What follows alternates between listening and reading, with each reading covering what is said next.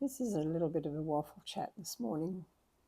In fact, I think it's this afternoon. I get muddled up. It's around this time of day. And yeah, we've had a funny couple of days. And I was thinking about trust. We looked at a car on Friday that we very much spur of the moment are in the process of buying it. It's in a different state, so we have to have a roadworthy certificate down here in Victoria, and it's a bit of a process. And really it's been done on a handshake, and that's not normally the way things happen. And we've got to trust that it's going to be all right, as the couple that sold it to us have to hope and trust that it's all right as well. We set off in the morning and really didn't think that we were going to buy this car at all, but we sat in it and it was just wonderful. We went for a drive in it, and it's a 2016 model, but really good one. In fact, it looks immaculate inside, but where the car is, it's probably about 60 or 70 k's away from where we live. So the couple are going to bring the car down for us when we've got the roadworthy certificate done. But the various members of the family who are horrified that we've done it like this, because we should have gone to a car dealer and then there would have been something to fall back on if the car wasn't quite the way they say it is. But we're trusting it's all right.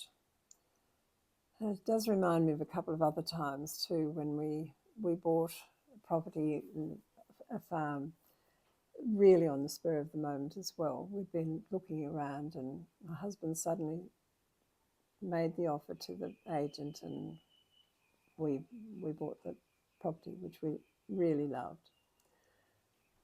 And it had a very odd house on it, and it had been neglected. The possums had lived in it a lot, and we did in the end have it taken away, and it's been rebuilt somewhere, again, about 60 or 70 k's away from where we are. So lots of regrets about that, because all parts of the house that were lovely, but a builder said it had gone too far.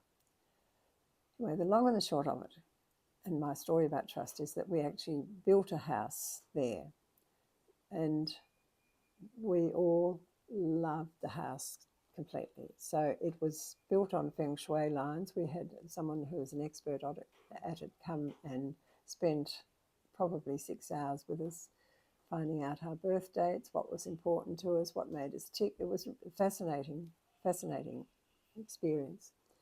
And at the time she said, if this is the right design, she did 2 designs for us. We chose one, and then I then drew it up with measurements, and then we put it to an architect who had to finish it off.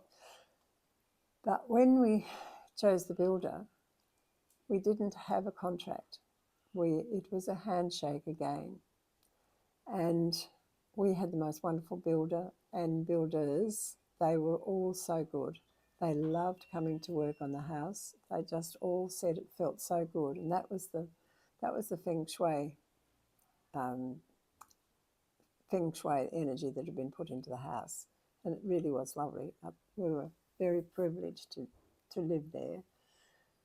And then, of course, we started to get older, and there was a lot to sort out, and so we did sell it and retired to another country town before we came up to here, where we are now. But how important trust is. People were horrified that we could build a house on a handshake, that we didn't have a contract. There was nothing built in like that.